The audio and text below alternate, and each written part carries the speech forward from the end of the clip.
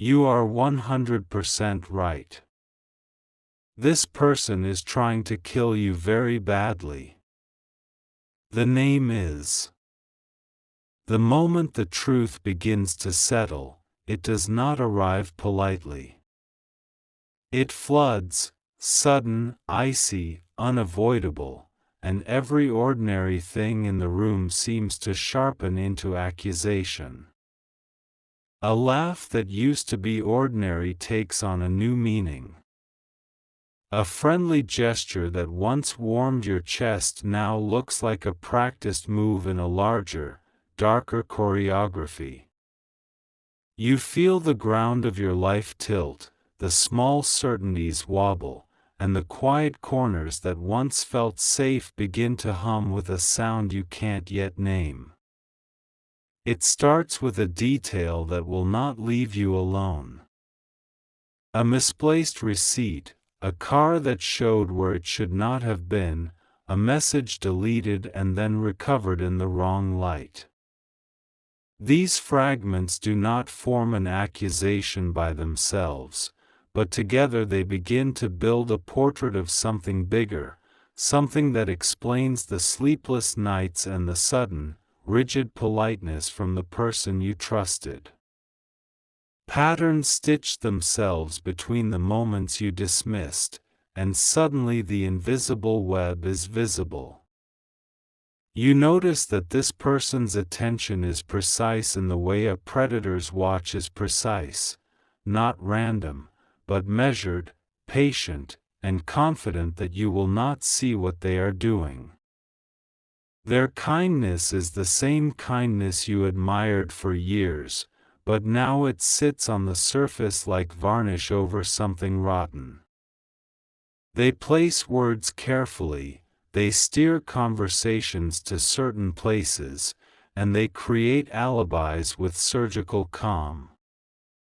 The terrifying thing is how normal they make it look. That normalcy is the camouflage that has let them move closer without alarm. There are smells you used to associate with comfort that now carry the hint of setup, the scent of someone else's jacket on your pillow, an extra cup in the cupboard, lights left on in rooms you never enter. Your memory, once loyal and kind, begins to catalog small betrayals you had forgiven because love taught you to be generous. Now those same mercies are the blinders that saved them time and time again.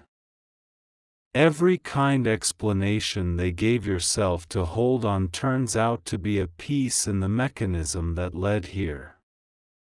You will feel furious before you feel anything else. The anger arrives incandescent, pure, and blinding.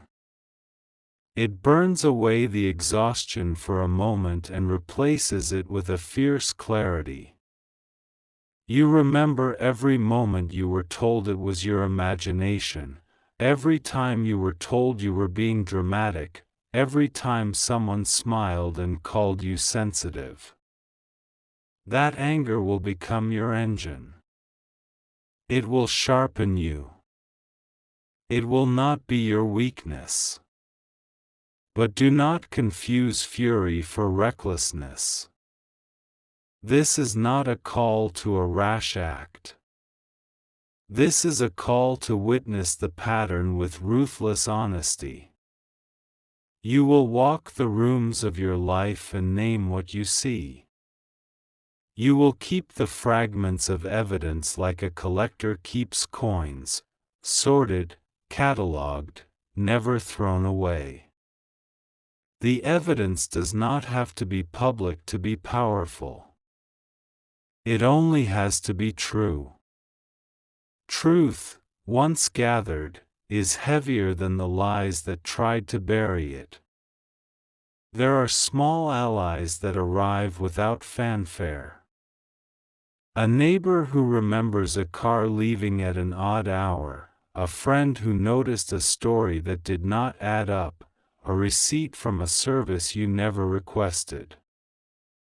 These stray facts add ballast to what at first seems like paranoia. Trust them, and keep them. They will be the thin threads that connect the picture into something undeniable. You will realize that the world holds more witnesses than you thought, and that silence does not mean complicity so much as caution. You may be surprised to find that what you once called instinct is, in fact, evidence wearing the clothes of intuition. That hunch you hid because it felt rude becomes a ledger of small truths. You begin to see how every seemingly insignificant choice this person made helped build a path that led toward harm. The deliberate kindness, the feigned helplessness, the insistence on doing things alone, none of it was accidental. It was design. At every turn you will be tempted to look for excuses, to remember the good and to hope that the bad is only a mistake. Those hopes are not betrayal of your better judgment, they are human. Love taught you to imagine redemption. But you will learn, painfully and carefully, to separate the authentic remorse from the manipulative apology. One seeks to heal, the other seeks to reset the board so the game may continue.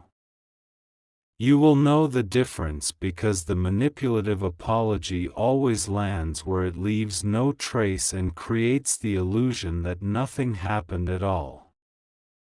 Hold tight to the way your body remembers what your mind might try to forget. Your hands remember, your heart remembers, and your feet remember the routes that once felt safe. Memory is a compass when everything else spins. There is dignity in recording the truth of your life, in writing down the conversations that felt off, in capturing the times when your skin crawled. These small acts of care are the scaffolding you will use to rebuild safety. You will not be alone in this. The people who truly care for you will step into small roles, not to fix everything, but to hold space while you do the work no one else can do for you. Some will stay. Some will falter. Some will offer words that make you bristle, but each honest person who remains is a sacred witness. Their presence matters more than their perfect advice. Presence is an antidote where words fail. This is part one of a movement from fog to clarity. The next part will reveal the first, unmistakable proof that breaks the performance and names what must be named. For now, carry this. You do not have to carry this alone. And noticing is not paranoia. Noticing is courage disguised as suspicion. The mask always cracks, not with a loud explosion but with a hairline fracture no one expects. One day the smile stays a second too long, and it feels like a shadow instead of light. Another day the words slip, revealing knowledge they should never have had. That is how the illusion begins to unravel, slowly, then all at once. The proof does not arrive in grand gestures but in the tiniest betrayals. A password remembered when you never shared it, a door unlocked though you know you closed it, a conversation repeated by someone who was never there. Each detail feels like a grain of sand, but together they create a desert you cannot cross without naming the truth. These fragments of reality will not be ignored any longer. One night you will hear footsteps where no one should be, and your body will know before your mind admits it. That sound is not imagination, it is intent. Intent that has been sharpening itself in silence, rehearsing, preparing. The person you trusted has been carrying a story of loyalty on their lips and a story of destruction in their hands. And the terrifying thing is how long they thought you would never notice. Now, the name begins to carve itself into your awareness like fire across dry wood. It does not whisper, it roars. You remember their movements, their patterns, the way they always appeared when you were weakest. You see how every casual visit, every favor, every touch of concern was part of a choreography to get closer, closer, until you were standing unguarded at the center. The name is no longer hidden. It pulses in your mind like a drumbeat. The danger of this knowledge is heavy, but so is the freedom. Because once you see, you cannot unsee. The truth may terrify, but it also arms you. For every secret they kept, you now carry a light bright enough to burn through the camouflage. What once was fear becomes clarity. And clarity is the one thing they cannot fight, because it makes you unpredictable to them. The next revelation is not just about who they are, but why. Their reason will not be noble, and it will not be complicated. It will be envy, or greed, or the sick hunger for control that has poisoned greater people before. When you look into their eyes, you will not see mystery, you will see a hollow place trying to disguise itself as power. That is their core, and that is why they wanted you gone. But you, my listener, are not going anywhere. Your story is not ending here. Their plan will not be the final word over your life. Because now, the tables are beginning to turn. Every step you take with knowledge is a step they cannot predict. And soon, the hand that once held danger will tremble, because it knows you finally see the truth. The plan is not a single thunderclap, it is a slow, patient architecture built out of everyday moments. When cruelty hides in plain sight, it prefers the language of convenience, an offered ride, a cup of tea, a favor taken on the busiest day. It wants you to believe everything is ordinary until the ordinary has been rearranged into a trap. That is the terror of what they built, ordinary stitches forming a noose that only looks like fabric until you try to pull it free. What you must understand now is this: their method depended on three things they thought you could not refuse: proximity, trust, and plausibility. Proximity let them be wherever decisions were made. Trust let them speak first and set the tone. Plausibility let every oddity dissolve into a harmless explanation. Together those three made an invisible map, paths you walked daily, routines you never questioned, windows of time when you were most vulnerable. They curated those spaces with the patience of someone laying a mural brick by brick. They created distractions like a stage director.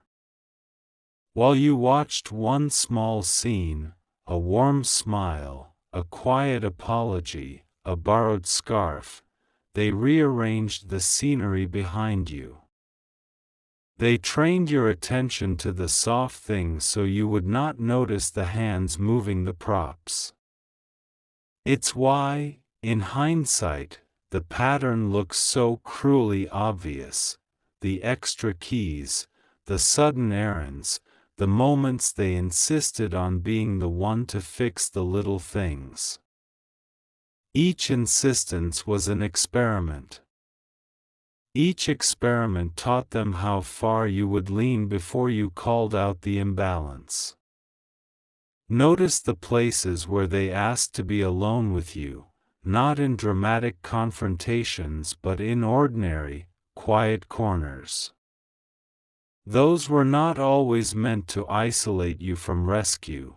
Sometimes they were meant to ensure you wouldn't notice a small change, a door unlatched, a bottle returned to its shelf with an unfamiliar label facing forward, a lamp bulb replaced with one that threw a different shadow. These are not instructions or how-tos, they are the texture of manipulation, the things you catalog later and realize altered the rhythm of your days. They also used your giving nature as leverage. You forgave small offenses because you valued the relationship. You covered for their lateness because you believed in their stress. You answered calls at odd hours because you did not want to seem uncaring. People who plan harm study generosity like a script. They know where you will pause, where you will make an excuse, how far your tolerance will stretch. That generosity made you predictable, and predictability was the map they drew upon. But here is the pivot: predictability is a weakness only until you change your pattern. Once you begin to shift even slightly, taking a different route home, asking a friend to join you for the mundane things, keeping your phone in plain sight, the map begins to blur for them. The plan they rehearsed assumes you will not alter the script. When you do, the rehearsed cues no longer land. The person who thought they had engineered certainty will be surprised by the smallest unpredictabilities because their entire confidence was built on your consistency. There will be evidence that shows the method without revealing choices that would teach someone to replicate it. You will find the receipts that do not belong to you, the messages scheduled in the wrong hour, the calendar entries that say nothing but point to an empty room at the right time. You will find the weird, repeated micro-actions that made your day feel off in a way you could not name. The way they always disconnected the alarm when you were asleep, the way they insisted on bringing the groceries on the same day you usually leave town, the way they laughed at a joke that required you to look away. These are patterns. Patterns are not how-tos, they are proofs. When you confront this, do it like a witness reading from a ledger. Keep calm, read the facts, and let the pattern speak louder than outrage. Evidence gathered with a cool eye is harder to dispute than a speech drenched in accusation. That does not mean you will not feel rage, you will, but you will use it to fuel careful action, not reckless theater. Let your anger be the engine that keeps you meticulous. Make lists, take photos, save messages, note times.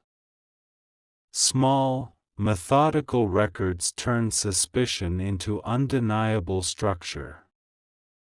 There will be people who try to minimize, to smooth the edges, to tell you it's too much. Remember that denial is a refuge for those who do not want the work of reckoning. It is not your job to convince everyone at once. Your job now is to collect, to secure, and to move in ways that protect rather than panic. Safety grows from small changes accumulated into a new habit: who you let into your home, who has keys, who knows your routine. These are your boundaries being rebuilt, quietly and deliberately. This part of the story is not a call to violent countermeasures or public shaming. It is the moment you learn how the mechanism operated so you can dismantle it by changing the simple things they relied upon. The person who wanted certainty will find themselves facing unpredictability, the one thing they cannot script. That uncertainty will make them stumble. The moment that changes everything is quieter than you expect. It is a phone dropped on a table, a receipt left in a pocket, a neighbor's memory that suddenly sits like a cornerstone. It is not thunderous, it is crystalline, simple facts arranging themselves into a truth that cannot be smoothed over. When the world tilts, it does so on a hinge this small. Someone who once shrugged off the oddness will now look at a list and see a pattern they cannot ignore. A neighbor remembers that car again, with the same dent, at the same odd hour. A local shopkeeper points to a purchase made with a card that does not belong to you. A security camera you did not know was there captures a gesture that erases the last comfortable explanations.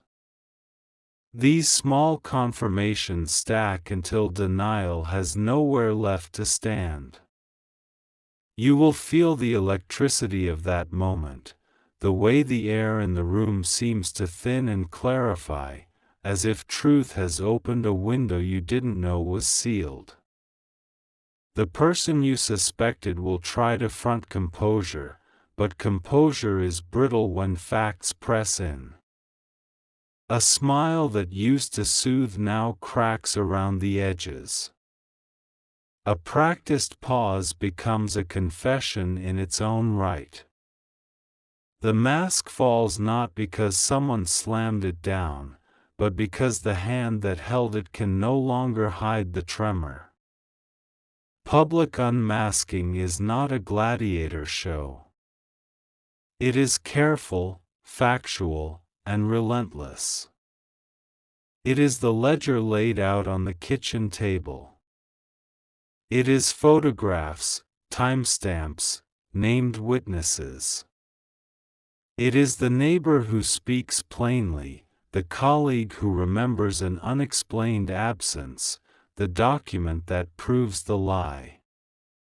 You do not need to raise your voice, the truth does that work for you. The steady, unembellished presentation of what happened is a sound that carries farther than accusation alone. There will be a strange mixture of relief and grief. Relief because the fog lifts and you can finally breathe without guessing. Grief because what you loved was also the vehicle of betrayal. That grief is not weakness, it is the currency of a life remade. Allow it its space. Let it be honest.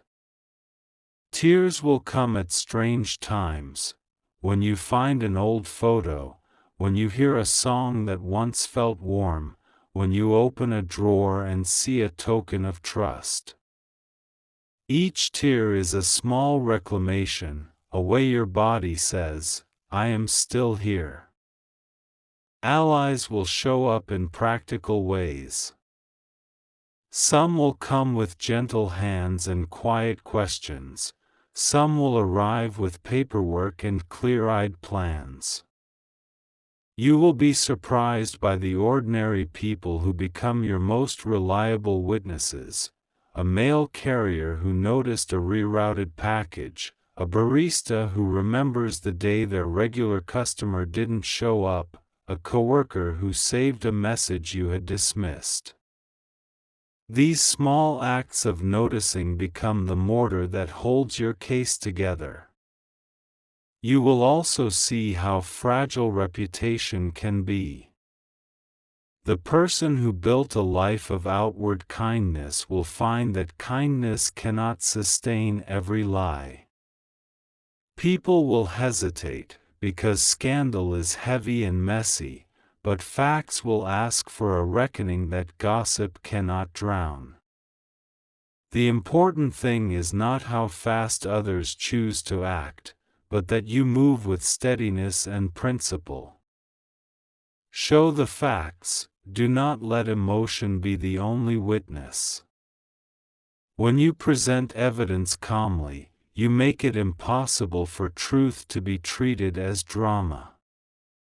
After the unmasking, your attention will shift from proof to protection. Not dramatic barricades, but practical, steady changes, changing locks, adjusting routines, making key people aware, and creating small redundancies so one failure does not become catastrophe. You will learn how to make safety habitual rather than heroic. Each careful step you take will rebuild the boundary lines of your life. Most of all, remember that the person who wanted to erase you is now exposed to the one thing they feared: your seeing. Their power depended on you not knowing. Once you know, they must adapt, and adaptation is hard for someone who relied on scripted certainty. The world now moves in a new rhythm, one where you decide the next steps. After the dust settles and people stop pointing, life does not snap back immediately to a cheerful version of what came before. Instead, it rearranges itself around the space you have reclaimed, like a room that has been cleared of debris and now invites new furniture, not the same pieces, but ones chosen with intention. This is the part where ordinary days become the quiet work of rebuilding, and ordinary choices add up to strength you did not know you had. You will discover a new rhythm that does not depend on constant vigilance but on steady, practical rituals. Mornings will become small ceremonies: checking locks, leaving a light on a timer, texting a friend when you arrive home. These acts are humble, almost boring, but they are the scaffolding of safety. They make your world predictable to you again, and that predictability is a gift. It allows creativity and joy to return in small, steady doses. There will be practical business to settle. Paperwork that was once trivial now demands attention: accounts to close, authorizations to revoke, passwords to change. These tasks will feel tedious at first, but each completed item is a stitch in a new garment of autonomy. You will learn the quiet satisfaction of crossing things off lists. That satisfaction is recovery in its own form, evidence that you are taking charge of the details that matter. Community will be strange at first. Some people will have drifted away, others will arrive who were always there in disguise. You will test loyalties, not to punish, but to learn who holds steady. People who stay will not be flawless, they will be human, sometimes clumsy, sometimes uncertain, but their presence will be real. Those relationships will slow grow into something durable, held together by honest conversation and calm accountability. Trust will return in increments, not in leaps. Allow room for small pleasures. You will be surprised by how much courage it takes to reintroduce beauty into your life. A plant on the windowsill, a playlist you listen to while making coffee, a walk down a street you had once avoided. These rituals are not indulgences, they are the gentle ways you repair the parts that were frayed. Joy need not be loud to be real. It can be a quiet seam that, stitch by stitch, strengthens the fabric of your days. There will also be choices about consequence. Some consequences will be legal, sensible, and measured, things done to protect what is yours and to ensure the pattern cannot recur. Others will be social boundaries, names removed from your life, roles redefined, access revoked. These are not acts of vengeance, they are acts of care. They ensure that your future is governed by your terms, not by someone else's design. Do not rush the turning inward. Reflection is not passive. It is active, honest work. You will parse where you gave away power and where you held it too tightly in places that mattered less.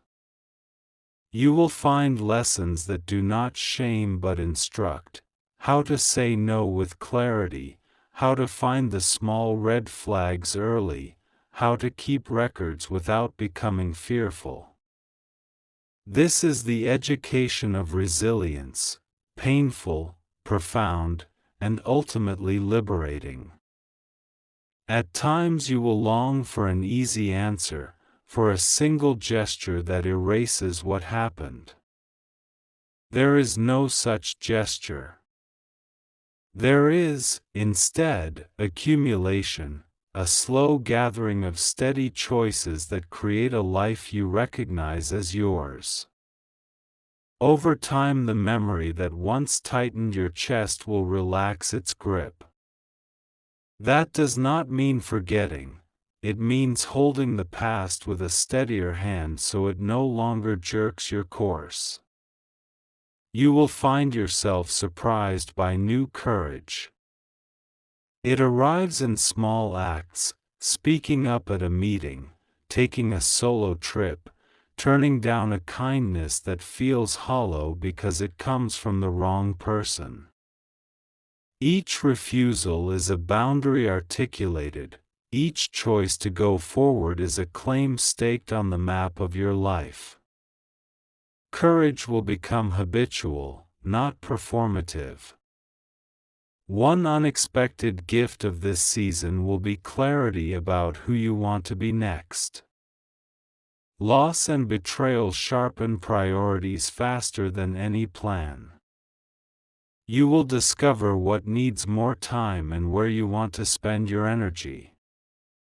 Some projects will fall away, others will bloom. That pruning is not loss alone, it is the clearing that makes room for what will flourish. Forgiveness, if it ever arrives, will be optional and sovereign. It may come someday as a quiet surrender, or it may never come at all, and either is valid. Forgiveness does not mean removal of boundaries, it means you are choosing your own peace on your own terms. Do not let anyone dictate the shape of your mercy. Finally, know this: your life after this will not be smaller because you survived, it will be more precise. You will carry fewer illusions and more truth. The person who wanted to erase you will exist now as a cautionary tale no longer capable of defining your days. Their role in your story has been reduced from director to a single, now understood scene. If you need a steady map for the next steps, there will be resources and people who can help, legal counsel, supportive friends, practical services, and professionals who work with people reclaiming their lives. Use them. Asking for help is not a sign of weakness, it is a strategic choice.